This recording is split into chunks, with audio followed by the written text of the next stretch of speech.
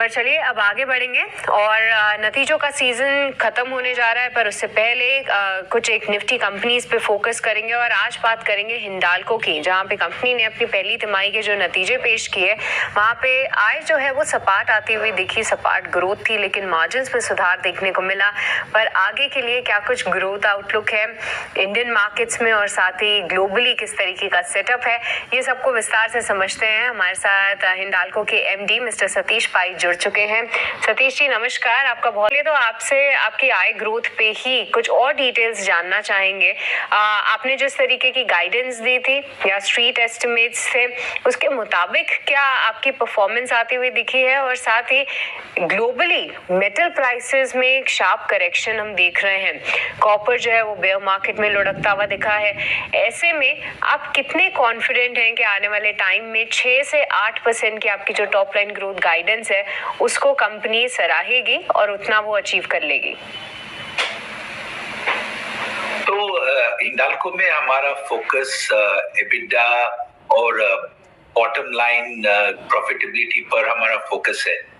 तो एक commodity company में जो टॉप लाइन है वो जब एल्यूमिनियम और कॉपर के प्राइसेस ऊपर नीचे जाते हैं तो टॉप लाइन में काफी वेरिएशन आ सकता है, बट हमारा जो कंपनी का फोकस है वो एबिटा पर है। अगर आप देखें इस क्वार्टर में कंसोलिडेटेड एबिटा 7,992 crores था, which was up 31% year on year. So हम लोग वो एबिटा और प्रॉफिट और मार्जिन्स के ऊपर फोकस करते रहेंगे।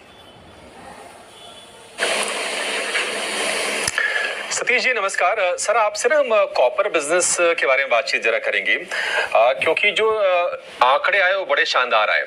एबिटा जो आया है वो आया 805 करोड़ रुपए का, और आपने जो क्वार्टरली पहले जो गाइडेंस दिया था वो 600 करोड़ रुपए का दिया था, तो उससे अगर तुलना करेंगे तो गाइडेंस से तो बहुत बेहतर है। तो आप ये बताइए सर कि क्या आप गाइडेंस को अब रिवाइज करेंगे आगे के लिए? इस क्वार्टर में अगर आप देखें कि कॉपर का सेल्स, कॉपर के मार्केट में डिमांड काफी स्ट्रांग था, हमारे ऑपरेशनल एफिशिएंसीज बहुत अच्छे थे, तो इसलिए इस क्वार्टर में एबिटा काफी हाई था। कॉपर में हम लोग ऑफसेट हेजिंग करते हैं, जिसके मुताबिक ये डेरिवेटिव अकाउंटिंग का कुछ नॉइज भी आता है ऊपर नीचे। तो ऑनगोइंग बेसिस में हमारे पर क्वार्टर हम लोग गाइडेंस वही 600 करोड़ पे ही रहना चाहते हैं।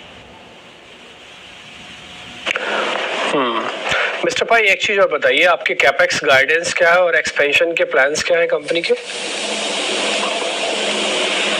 तो पहले एक बात यह है कि बे मिनट का जो प्रोजेक्ट है हमारा कैपेक्स गाइडेंस 4 बिलियन में नो चेंज, स्टार्टअप भी सितंबर 26 के आसपास नो चेंज।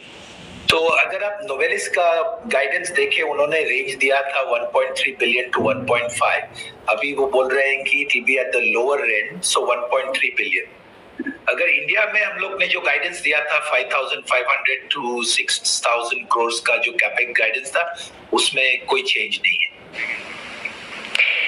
ठीक है, तो गाइडेंस बरकरार है कंपनी की और ग्रोथ आउटलुक पे भी हमने बात की। पर इसी के साथ सतीश जी आपका बहुत बहुत शुक्रिया करना चाहेंगे हमारे साथ जुड़ने के लिए और बताने के लिए कि किस तरीके की ग्रोथ फिलहाल देखने को मिल रही है, क्या कुछ पैरामीटर्स हैं जिन पे फोकस है और साथ ही आगे क्या उम्मीदें रखें। बहुत बहुत शुक्रिया आपका समय निकालने के लिए।